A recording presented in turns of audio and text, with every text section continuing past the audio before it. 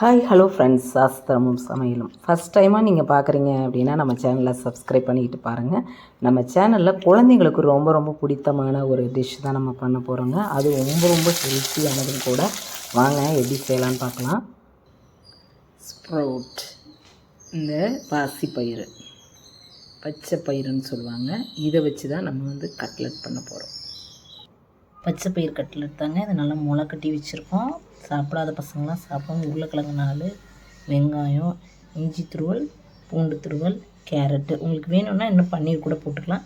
இது எப்படி செய்யலாம்னு பார்க்கலாம். இதை இப்படி கொரகொரப்பாக அரைச்சிட்டு வந்தோம். உப்பு கொஞ்சமாக போட்டு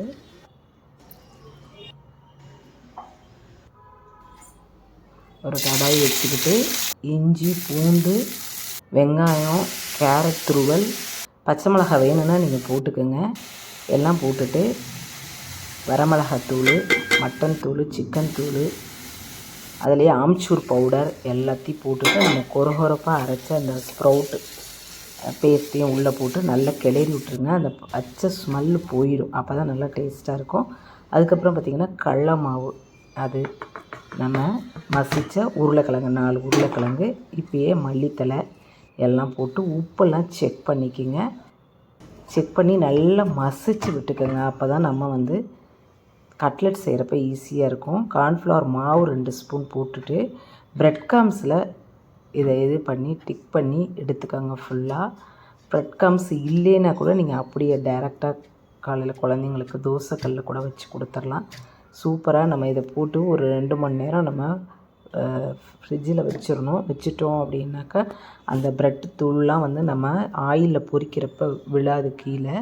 ஆயிலும் நம்ம கம்மியாக தான் இருக்கும். நான் இங்கே பாருங்கள், ஒரு 100-150 எண்ணெய் தான் ஊற்றியிருக்கேன். இதுலேயே அப்படியே மிச்சமாகிடுச்சு. ஒன்றா நம்ம சிம்லேயே வச்சு பொரித்து எடுத்துக்கணும்.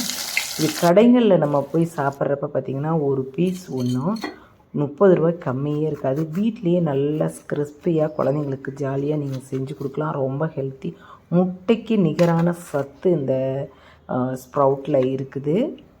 அதனால் நீங்கள் இதை தாராளமாக வீட்டில் நல்லா முளை கட்டி பச்சை பயிரை நீங்கள் செஞ்சு கொடுங்க. எல்லா வெஜிடபிள்ஸும் போட்டு சூப்பராக இருக்கும். ரொம்ப ஹெல்த்தியாக இது எல்லாருமே சாப்பிட்லாம். குழந்தைங்க முதற்கொண்டு பெரியவங்க வரலாம்.